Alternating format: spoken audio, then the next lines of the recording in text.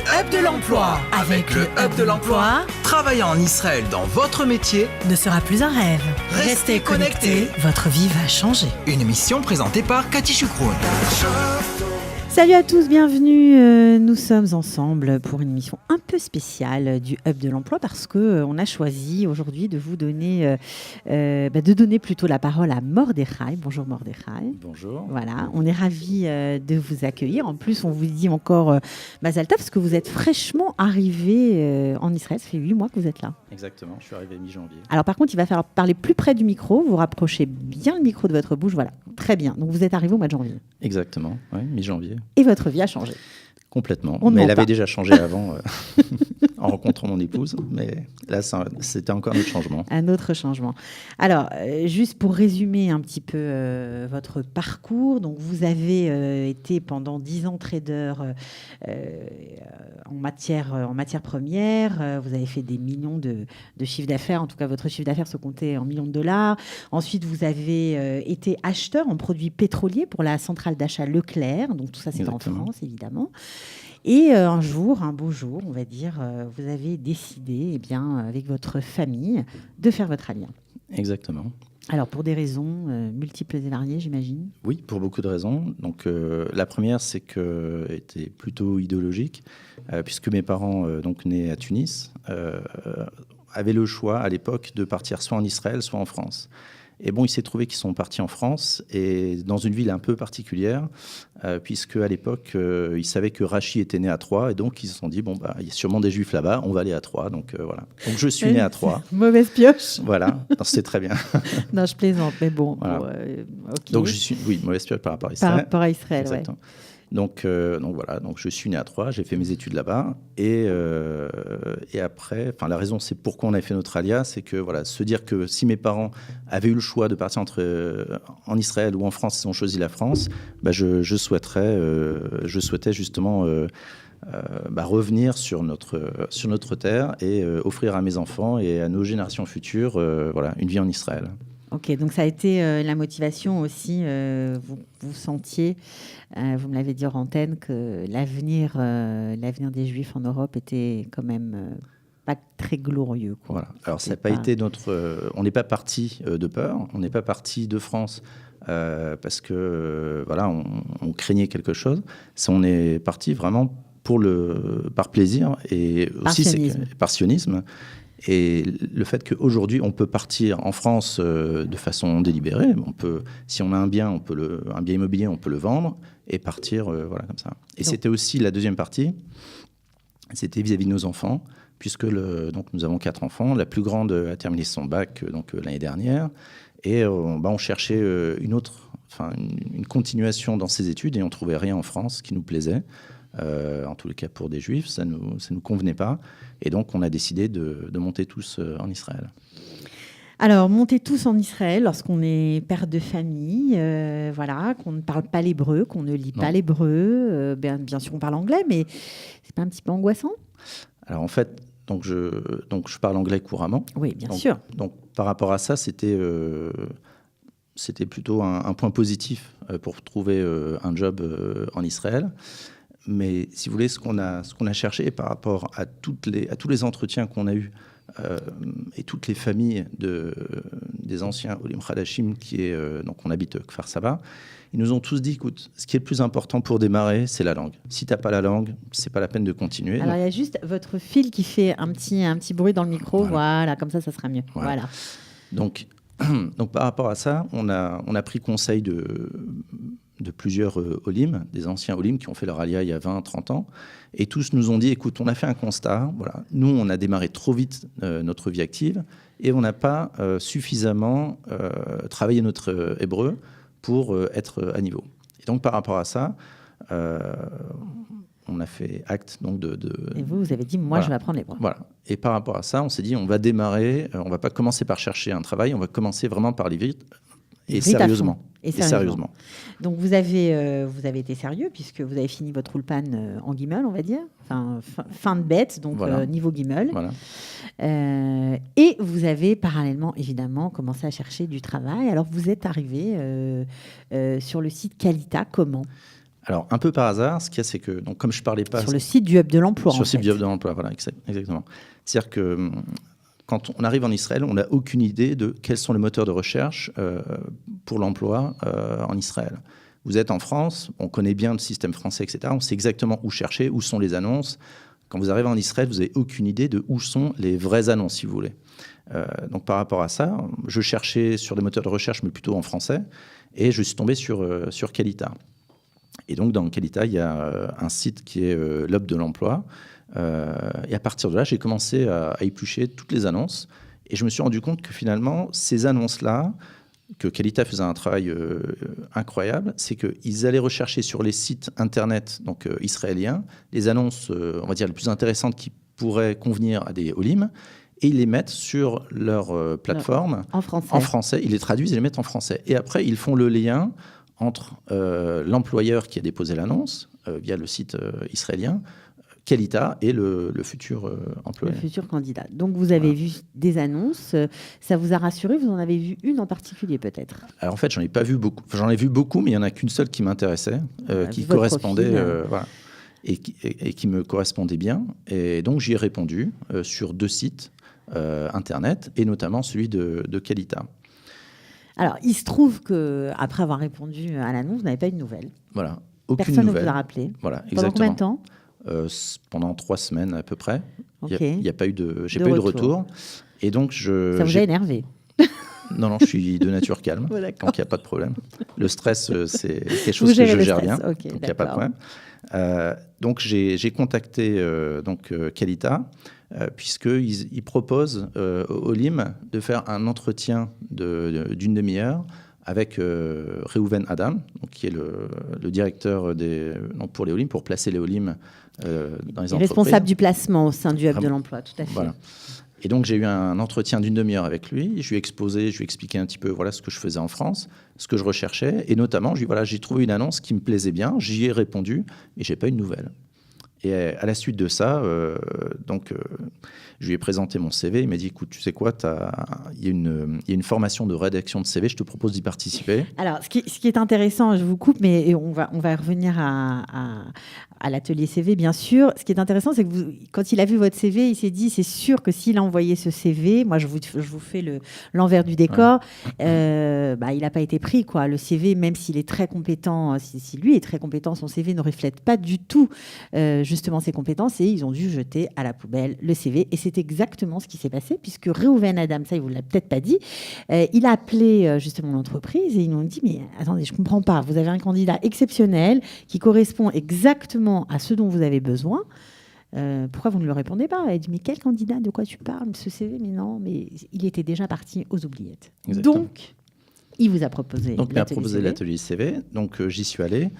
Donc, avec mon ordinateur, avec mon CV, j'étais prêt déjà à reformuler mon CV. C'était bien, cet atelier? C'était très, très intéressant. Et en fait, il nous donne beaucoup de conseils et des clés d'entrée sur le marché israélien. C'est-à-dire que, par exemple, votre CV, à la mode, entre guillemets, française, il a des enluminures, il a de la couleur, il a des façons de tourner les phrases, on aime bien le détail, on aime bien expliquer le comment, du pourquoi, etc. Bon, en Israël, c'est, on va dire, méthode américaine. On va à l'essentiel, au direct, on veut des choses concrètes, des actions concrètes. Et donc, j'ai complètement refait mon CV à partir de là. Donc, c'était un CV en noir et blanc, alors qu'avant, il y avait de la couleur, etc. CV noir et blanc, très structuré, très facile à lire. Et en 5 secondes, vous pouvez... résumer une vie, qui tient sur une page. Voilà. Donc, mon expérience est tenue sur une page. Sans détails personnels, sans photos. Voilà, c'est ça. Sans photos, sans détails, en allant vraiment à l'essentiel, et surtout en adaptant mon expérience, en mettant en relief les expériences que j'ai pu avoir dans mes anciens jobs par rapport au poste à pourvoir. Vraiment un CV taillé sur mesure pour cette annonce. Ouais. Alors, Reuven prend le CV, une fois qu'il a été modifié. Bien sûr, un CV rédigé en hébreu, j'imagine. Il était en anglais. En anglais, ok. Alors, vous lui donnez son CV, enfin votre CV, oui. Il le retransmet à l'entreprise, et là, cette fois, Et là, j'ai un appel téléphonique donc de l'ARH de l'entreprise. Et donc, on a fait donc pendant un petit quart d'heure un entretien en ivrite, en anglais. Au téléphone. Au téléphone. Donc, D'accord. un premier entretien, donc une première approche de l'entreprise. Bon, il faut savoir que on ne va pas donner tous les détails, mais c'est une entreprise cotée en bourse, une entreprise israélienne cotée en bourse très connue. Voilà. OK. Donc pendant un petit quart d'heure, 20 minutes, donc on échange en ivrite, en anglais, mes expériences, qu'est-ce qui m'intéresse dans cette boîte, pourquoi je suis intéressé à travailler pour eux. Voilà. Donc tous ces arguments-là, je les avais bien entendu préparer avec Reuven, et en allant à l'essentiel et en expliquant. Il vous avait préparé l'entretien d'embauche, Oui. en fait ? Oui. Alors ça, c'était un entretien téléphonique, mais là où il était très fort, c'est le premier entretien que j'ai eu avec le vice-président de la boîte. Et là, franchement, il m'a vraiment bien conseillé. Je pense que là, j'ai commencé à marquer des points pour... Grâce au hub. Voilà. Mais pourquoi ? Alors, par exemple, un détail tout bête auquel un Olé ne peut pas penser, c'est que vous arrivez dans une société. Bon, il se trouve elle se trouve dans un kibbutz. Donc, dit kibbutz dit plutôt pas trop dati. Et vous arrivez avec une kippa noire, comme ça, à votre premier entretien. Et Reuven m'a dit, écoute, à ton premier entretien, il faut absolument que, lors de les premières phrases que tu dois dire, il faut absolument que tu évacues ce problème-là. Enfin, ce problème, non, mais il faut savoir que dès le premier entretien, il faut que tu expliques qu'en France, quelqu'un qui a une kippa, qu'elle soit noire, blanche, avec des rayures ou pas, ça veut juste dire que c'est un juif et pas un non-juif. Alors qu'en Israël, c'est une autre culture. Très connoté. Voilà, très connoté. On vous met tout de suite dans des cases en disant « Ah, lui, il a une kippa noire, elle est tricotée, machin, il est sioniste, etc. » Et donc, du coup, ça peut vite être un désavantage pour vous parce qu'on va vous catégoriser dans un secteur qui, peut-être, eux, ne recherchent pas. Donc, en évacuant ce problème-là dès le premier entretien, en expliquant que, si ma kippa, elle est comme ça, sachez que c'est par rapport à la France et c'est pas par rapport au marché israélien. Donc, voilà. J'aurais pu me présenter sans kippa. C'est ce que vous avez fait ? C'est ce que j'ai fait. Et je lui ai dit, j'aurais très bien pu me présenter sans kippa pour vous montrer que je suis, entre guillemets, libéré, etc. Mais j'ai voulu vous montrer une facette de ma personnalité qui est le Hémet. Et donc, je vous présente comme je suis. Maintenant, voilà. Et je pense que ça a marché, ça a payé. Et le fait que cette honnêteté-là soit si forte par rapport à mon discours, je pense qu'il a aimé. Et du coup, c'était plus un avantage, c'était vraiment... c'était plus un désavantage, c'était un avantage. Voilà. Alors ça, sans Reuven, forcément, vous ne l'auriez pas su. Oui. Ok, et ça aurait peut-être été... Oui, parce qu'il aurait focalisé sur la kippa pendant Voilà, il m'a dit pendant tout ton entretien, il va penser qu'à ça, il va même pas t'écouter, il va regarder que ça, il va se dire mais comment dans ma société je vais pouvoir intégrer quelqu'un qui est dati, etc. Alors, ce que je suis aussi, mais on va dire, il y a quand même une culture française qui est présente. Quoi. Donc, mais il cherchait des francophones dans cette boîte cotée en bourse ? Il cherchait, on va dire, un profil commercial qui maîtrisait l'anglais, le français et peut-être un petit peu moins l'ivrite, donc ce qui a été un avantage pour moi parce que je présentais cette particularité-là. Et puis quelqu'un avec de l'expérience pour aller démarcher des grands comptes, puisque c'est un business en B2B avec des... D'ailleurs, il y a une autre petite anecdote aussi, c'est que quand... je pense que ça arrive à tous les Olim qui ont des responsabilités en France, qui viennent en Israël. Quand par exemple, il m'a dit qu'est-ce que tu fais qu'est-ce que tu faisais en France? Je dis j'étais responsable. Il me dit ok, ton chiffre d'affaires c'était quoi? Je dis c'était 9,5 milliards d'euros. Il me dit ok, 9,5 millions. Je dis non, c'était milliards. Il dit non, c'est millions. Je dis non, c'était des milliards.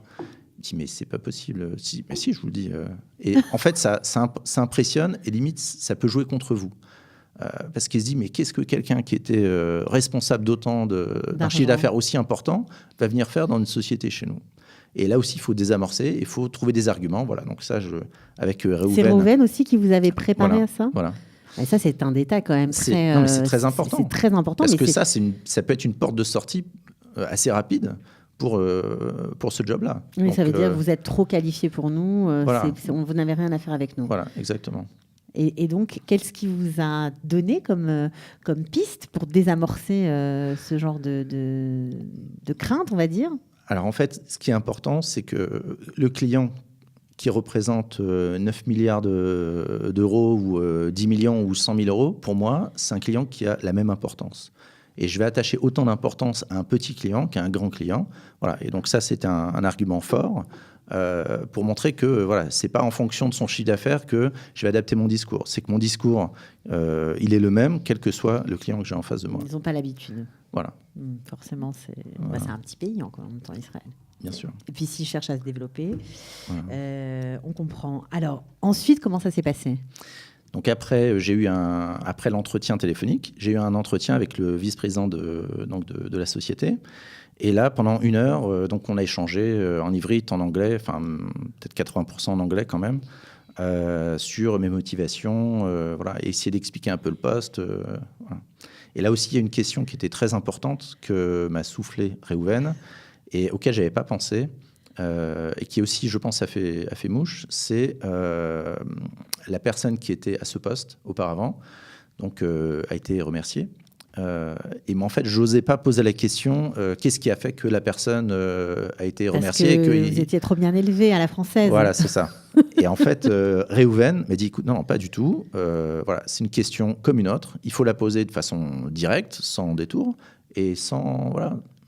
À l'israélienne, quoi. Donc, vous avez demandé pourquoi mon prédécesseur est parti. Voilà, tout simplement. Et bon, il y a plein de détails. Voilà, on ne va pas donner de détails, mais il a senti par cette question-là que je m'intéressais au poste déjà.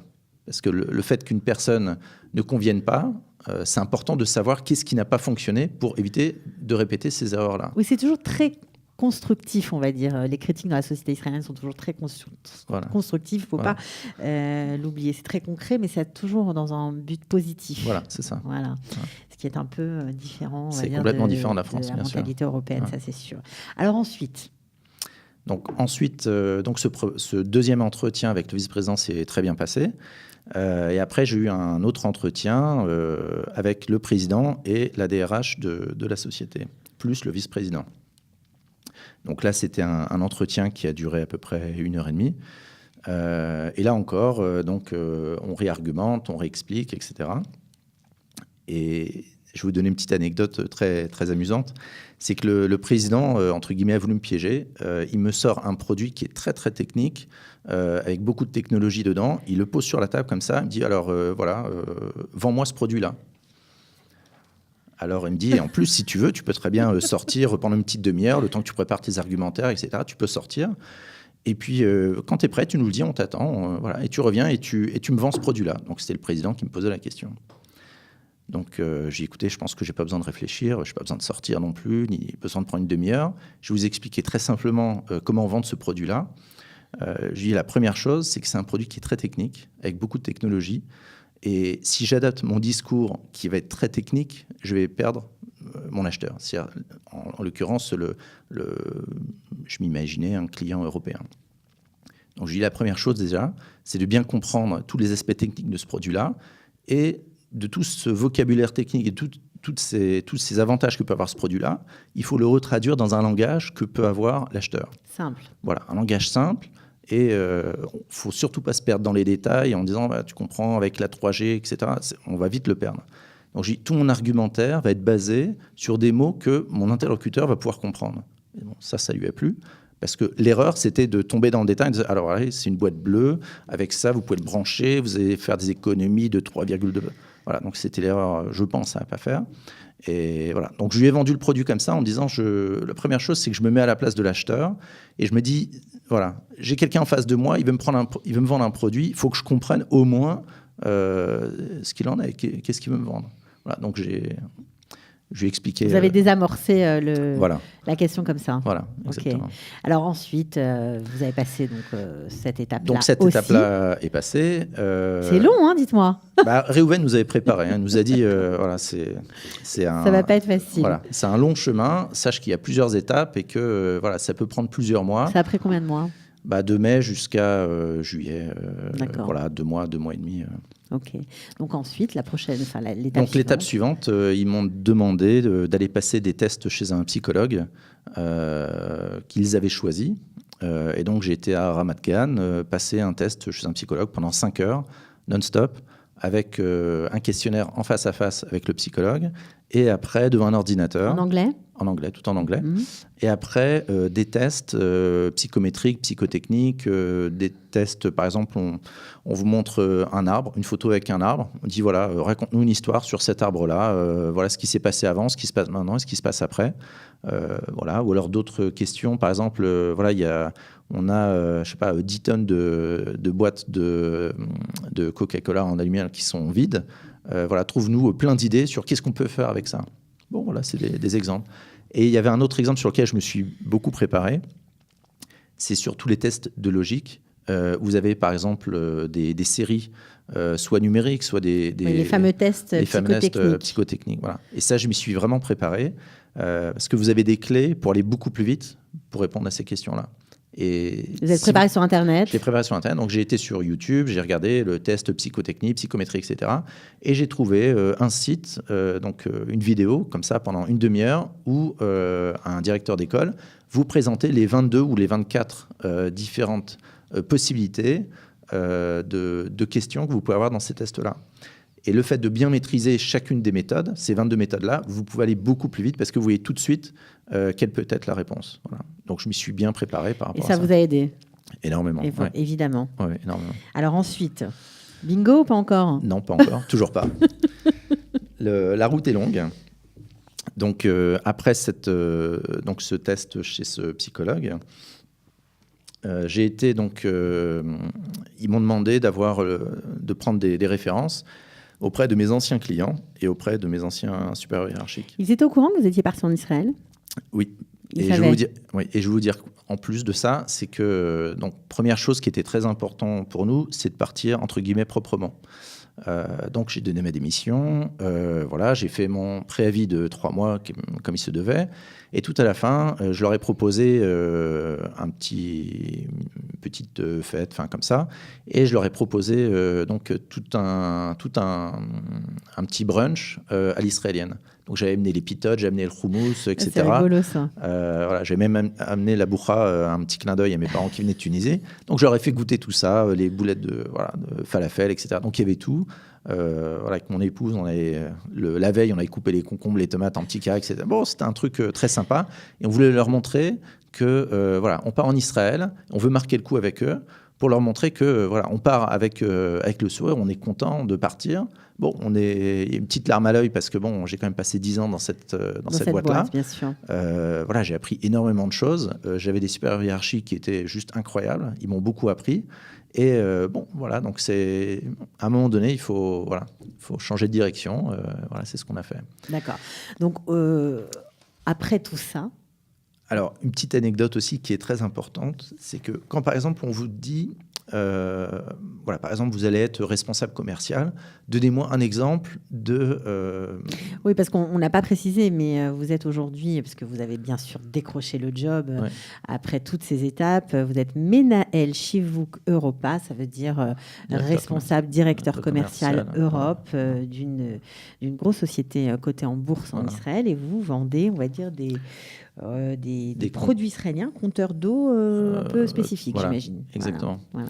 Et vous allez chercher à les vendre, à développer sur le marché européen. En France, en Europe et tout ça. Exactement.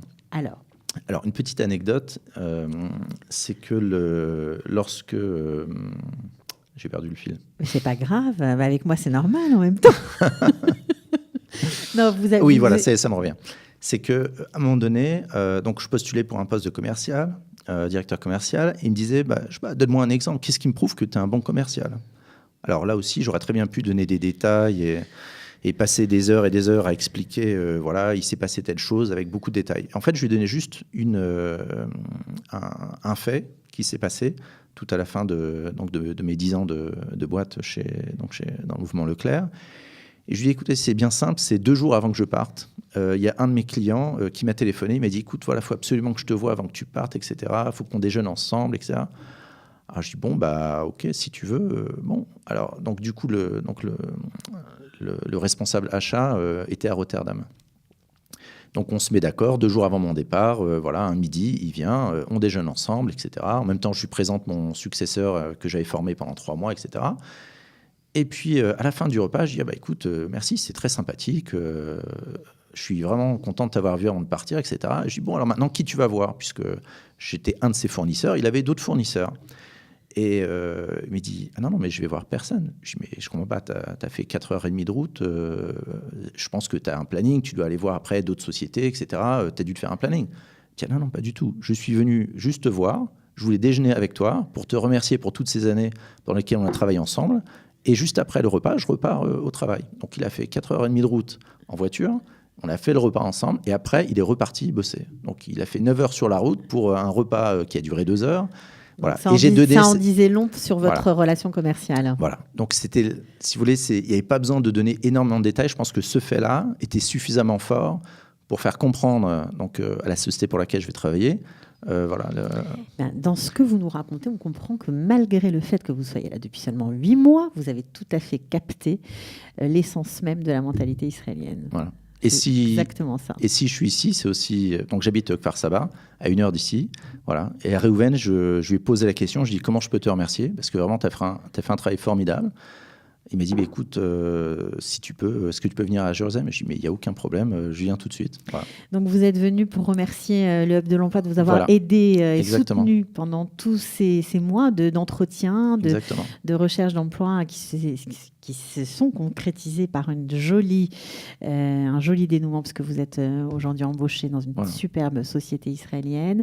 Donc vous faites bien sûr des allers-retours, évidemment. Vous allez commencer au mois d'août. Vous avez commencé déjà depuis un mois.